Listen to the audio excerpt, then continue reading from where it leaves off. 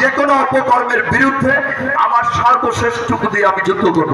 এবং আমি আপনাদেরকে এখানে ঘোষণা করছি, আমি আর নেক্সট 5 বছর পর আল্লাহ যদি আমাকে সুস্থ রাখে, আমার শরীর ভালো থাকে, যদি আল্লাহ তাআলা এই গণতান্ত্রিক যাত্রা অব্যাহত রাখে, আমি এখানে আর নির্বাচন করতে আসবো না। এটা আপনাদেরকে মাথায় রাখতে হবে। কাজেই আপনারা যদি মনে করেন যে আপনি অনেক বড় নেতা, আপনার যে কোনো অন্যায় আপনার আমাকে মানতে হবে, আমি কিন্তু সেটা মানতে পারবো না। আমি অন্যায়ের বিরুদ্ধে যুদ্ধ ঘোষণা করেছি, আমি অন্যায়ের বিরুদ্ধে লড়ে যাব, সে আপনি যেই হন না কেন। কারণ আমি তো আর ভোট করতে আসবো না, আমি তো আপনার কাছে ঠেকা না। এটা আপনাকে মাথায় নিতে হবে।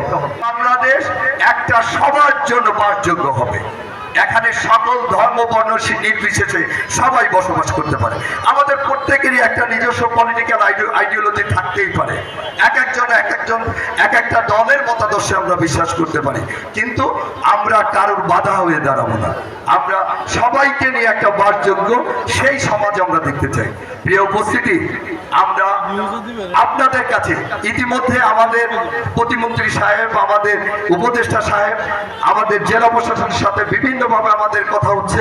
আমাদের প্রিয় নেতা মাদকের বিরুদ্ধে যে অবস্থান নিয়েছে, কারণ আজকে মাদকের কারণে, শুধু একমাত্র মাদকের কারণে কিন্তু আজকে আমাদের সমাজে কিন্তু অনেক অবক্ষয় হচ্ছে। আমাদের যুব সমাজ ধ্বংসের পথে, বিভিন্ন রকম অপকর্ম কিন্তু সংঘটিত হচ্ছে এই মাদকের কারণে। আজকে শুধু প্রশাসন একা চাইলে কিন্তু পারবে না, আমাদের প্রত্যেকে সহযোগিতার হাত বার করে দিতে হবে। কারণ আমরা যেহেতু গ্রাম, ওয়ার্ড, ইউনিয়ন, উপজেলা, জেলায় আমরা বিভিন্ন পর্যায়ে নেতৃত্ব দিয়ে থাকি, আমরা কিন্তু চেষ্টা করলে এই সমাজে কারা অপকর্মের সাথে জড়িত, কারা মাদকের সাথে জড়িত, কারা মাদক সেবন করে, এইগুলো আমরা চাইলেই কিন্তু একটু আন্তরিক হইলে, আমাদের সেই মানসিকতা থাকলে, পজিটিভ ধ্যান ধারণা থাকলে আমরা এগুলা সমাজ থেকে আমরা চিরতরে ইনশাআল্লাহ দূর করতে পারবো। আমরা শুধু আপনাদের কাছে এই উদাত্ত আহ্বান জানাবো, আমরা নির্বাচনের আগেও যেটা বলেছি, আমরা সত্যকে প্রতিষ্ঠিত করার জন্য আমরা আমাদের জীবন বাজি রাখবো, যেমন আবার মিথ্যাকে বিতাড়িত করার জন্য, অপকর্ম বিতাড়িত করার জন্য, বাতিল বিতাড়িত করার জন্য আমাদের সর্বশেষ টুকু দিয়ে ইনশাআল্লাহ আমরা সবাইকে প্রতিরোধ করব। আর একটা কথা আপনাদেরকে বলি, আমাদের নেতৃবৃন্দ, আমাদের মুরব্বীরা অনেক সময় বলে থাকেন যে তারা কষ্ট করছে, আমরা সুখ স্বাচ্ছন্দ্যে আছি। আর কোথায় কি হচ্ছে আমি জানি না, বিশেষ করে এই পানসা, বালিয়াকান্দি, কালুখালী, আমি সুখ স্বাচ্ছন্দ্যের ভিতর থাকতে চাই না। আমি আপনাদের মাঝে থাকতে চাই, আপনাদের মাঝে থেকে কাজ করতে চাই। আমি যে কোনো অপকর্মের বিরুদ্ধে আমার সর্বশ্রেষ্ঠটুকু দিয়ে আমি যুদ্ধ করব।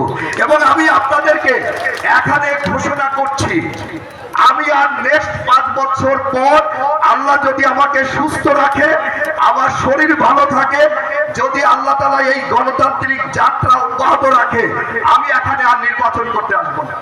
এটা আপনাদেরকে মাথায় রাখতে হবে। কাজেই আপনারা যদি মনে করেন যে আপনি অনেক বড় নেতা, আপনার যে কোনো অন্যায় আপনার আমাকে মানতে হবে, আমি কিন্তু সেটা মানতে পারবো না। আমি অন্যায়ের বিরুদ্ধে যুদ্ধ ঘোষণা করেছি, আমি অন্যায়ের বিরুদ্ধে লড়ে যাব, সে আপনি যেই হন না কেন। কারণ আমি তো আর ভোট করতে আসবো না, আমি তো আপনার কাছে ঠেকা না। এটা আপনাকে মাথায় নিতে হবে। তো আপনাদেরকে আবারও আমি একটা সুস্থ সমাজ এবং এই রাজবাড়ী 2 সুস্থভাবে আমাদের চলার জন্য যা যা প্রয়োজন